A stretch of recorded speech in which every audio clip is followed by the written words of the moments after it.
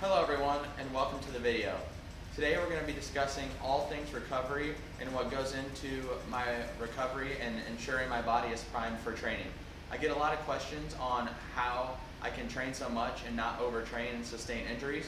So today I'm going to be discussing three main things that I do daily to ensure that my body is recovered and primed for training. But first we have 5 miles to kick off the video.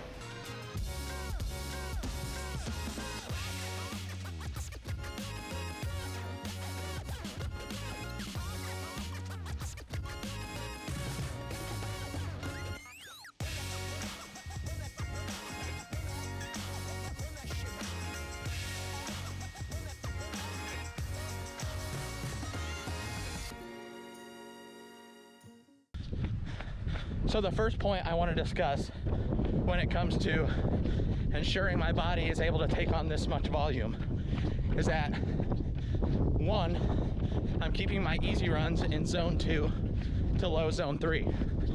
So 5 runs of my 6 during the week, I'm making sure my heart rate is between 130 and 145.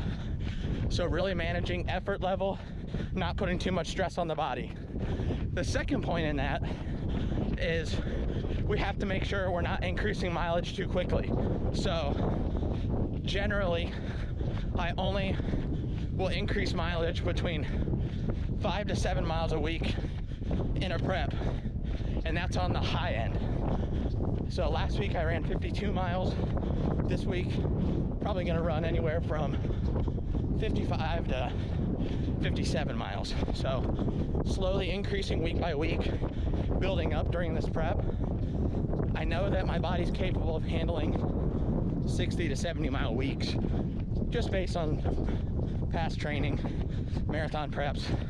So I know where my upper limit is, but we won't hit that till peak week, which will be approximately 2.5 weeks out from the race. So just managing effort level and making sure we're not increasing miles too quickly is the key point of making sure we're not overtraining or battling injuries. So that's key number 1. Let's finish up these 5 miles.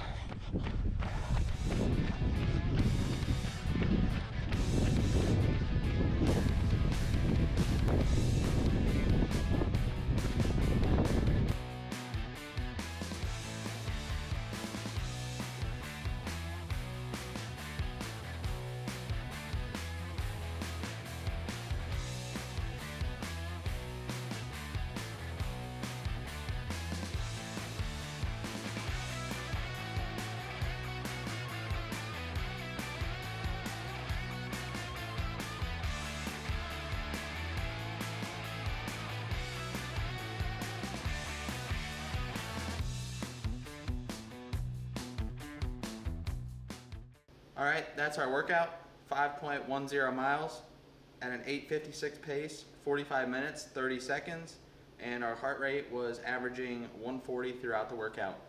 We had a little bit lower mileage today because we're about to rip a July 4th 10K tomorrow morning. So excited for that. Let's go in, get some food.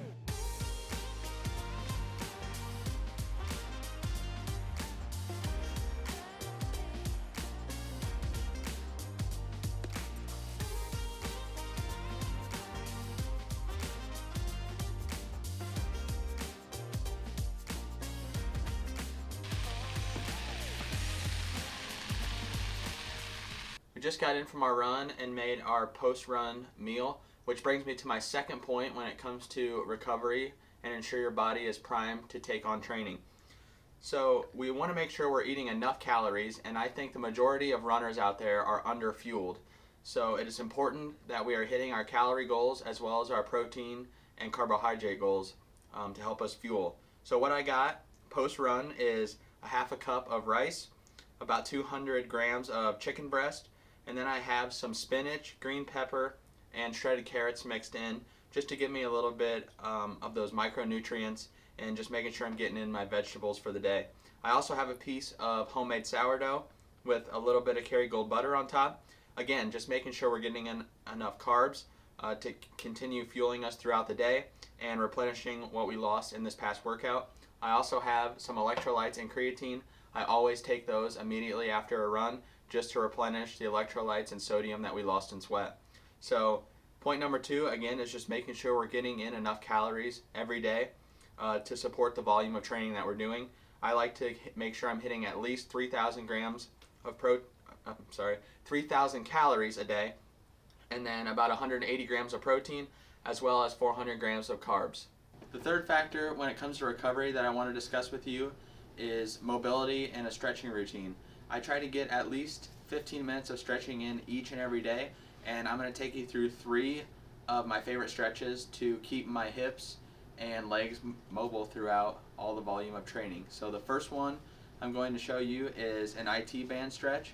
I've struggled with a little bit of IT band tightness since the Mohican 50. So you're just going to cross your legs like this and then reach down to the side, and you'll feel the stretch in your hamstrings, your glutes, and pretty much the whole side of your thigh. You hold it for 10 seconds, and then you just switch legs and stretch the other side.